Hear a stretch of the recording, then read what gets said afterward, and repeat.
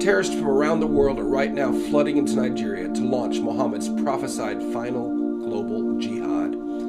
I'm Mike Arnold. I've made 16 trips to Nigeria, to the front lines of the Christian genocide. I built schools for displaced children there, and I wrote Epicenter, the best-selling book about what's happening.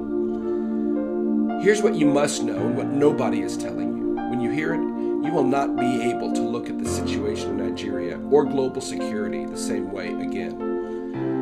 14 centuries ago, Muhammad prophesied that a descendant of his bloodline, called the Mahdi, would rise at the end of days, ride west under a black banner, defeat the Christian armies in a bloody jihad, and bring the whole earth under one global caliphate. For that to happen, the doctrine says a purified Islamic platform must be ready, a launch pad.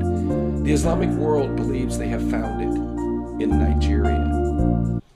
In 1804, a direct blood descendant of Muhammad named Usman Dan Fodio launched a jihad in what is now northern Nigeria.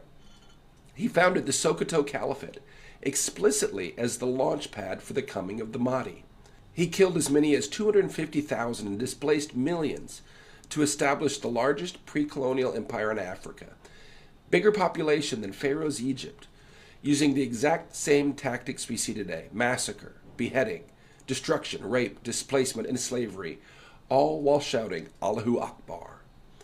Usman Dan Fodio wrote more than 100 books.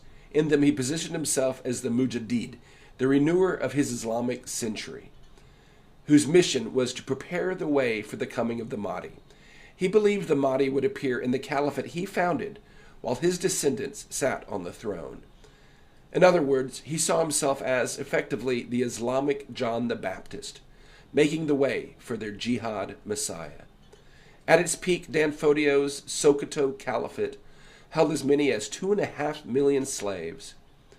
The British never conquered the caliphate. They cut a deal. Indirect rule, they called it, and let the caliphate stay in power as their enforcers. The Mahdi's launch pad survived. Muhammad's bloodline kept the throne. The British forcibly chained the vibrant, largely Christian, English-speaking South to this dark, feudal caliphate. Before they granted independence in 1960, the British federalized the vast oil reserves of the South, gave full control of the new federal government to the north, and cut a sweetheart deal to keep looting the nation's black gold. In 1967, a portion of the Southeast, known as Biafra, at the time the fastest-growing economic region on earth, sought independence from the caliphate's genocidal grip. In response, the Northern Warlords